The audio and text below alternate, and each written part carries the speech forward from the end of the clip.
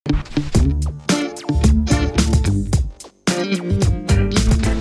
balik lagi dengan gue Desi Tegar Irsyad. Ya, ini adalah hasil yang harus kita terima ya. Indonesia di luar dugaan, gue cukup kaget. Kita kalah cukup banyak, 5-1 kita dicukur abis ya sama Australia ini gitu. Yang ya gue bisa bilang ini hasil yang cukup mengagetkan pastinya untuk seluruh rakyat Indonesia. Terlebih lagi untuk para fans Garuda, ini benar-benar ngabuburit terpahit ya. Kalah 5-1 dan hal-hal bagusnya adalah Ole Romani gol debut yang bisa gue bilang cukup cantik ya.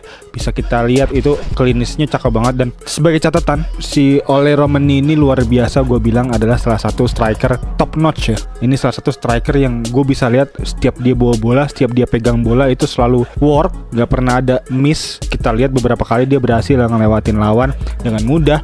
Beberapa kali juga sambanya yang dilakukan tuh wah cantik banget. Jadi ya ini bisa gue bilang salah satu langkah positif untuk Ole Romani di timnas Indonesia. Dan juga gue akan review ya sepanjang pertandingan tadi, dimana di 10 menit awal tadi bisa gue lihat ini adalah tim yang bisa mengagetkan gue juga gitu, dari segi permainan, dari segi squad, dan juga dari segi pelatih.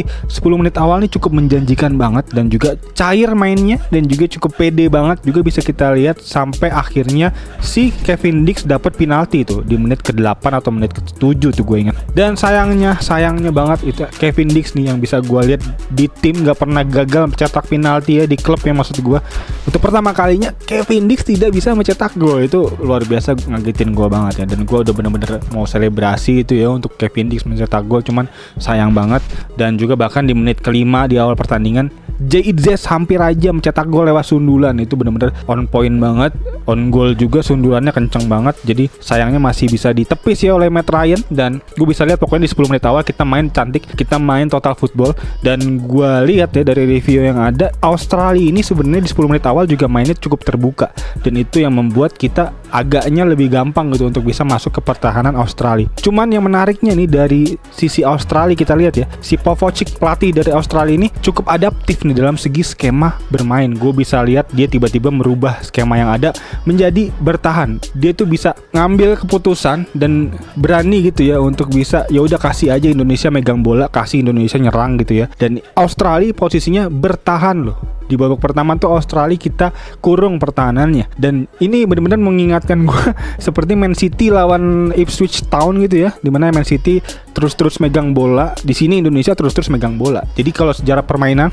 di babak pertama gue bisa lihat 60% lebih Indonesia possession, dan juga nanti di akhir babak kedua gue lihat juga data bahwa Indonesia sampai 450-an passing dan Australia cuma 220-230-an. Jadi benar-benar kita tuh bermain secara total football, modern football, tiki taka, turunannya Barcelona. Jadi bisa kita lihat main timnas kita ini udah cantik banget, tapi memang problem utama menurut gue dari segi permainan yang ada, walaupun memang sudah cantik, tapi dari segi pertahanan kita dengan high line, dengan garis pertahanan tinggi ini memang cukup berbahaya banget ya dari counter press yang dilakukan oleh Australia. Australia gila banget counter pressnya ya. Kita benar-benar dibuat dikocok-kocok gitu ya, transisi nyerang dan bertahannya, dan benar aja ternyata pertahanan kita nggak sekuat itu juga. Messilgers dan JIZ lagi-lagi menunjukkan bahwa dia emang belum bisa padu seperti halnya waktu kita lawan Cina. Gue bisa lihat belum padu di sini. Dan Rizky Ridho ya keren banget untuk di babak kedua dia masuk, dan beberapa kali clearance yang dilakukan tuh juga berhasil gitu untuk bisa menjaga pertahanan Indonesia. Walaupun memang di gol-gol babak kedua bisa gue lihat di 2 gol itu adalah 2 gol tendangan pojok yang gue bisa bilang memang dia jago banget Australia untuk tendangan pojok ya. Dan sayangnya kita harus kehilangan Sandy Walsh di sini ya, lagi cedera dia. Gue lihat cederanya cukup parah. Jadi semoga aja bisa cepat sembuh Sandy Walsh, dan sampai ditanduk luar lapangan tuh kayaknya cukup lumayan parah sih cederanya. Dugaan gue kayaknya cedera bahu kanan, tapi nggak tahu, belum ada konferensi pers untuk kondisinya si Sandy Walsh. Dan juga kayaknya gue belum dapat info juga untuk Messilgers apakah cedera lumayan cukup parah atau enggak, tapi semoga aja enggak. Dan menariknya di pertandingan ini nggak ada kartu kuning ya, bersih semua. Jadi kita aman banget untuk bisa main di babak selanjutnya untuk lawan Bahrain, dan harapan gue Indonesia bisa menang. Dan tadi terakhir gue lihat Bahrain lawan Jepang 1-0 ya, kalah ya Jepang ya, kalah Bahrain ya 1-0.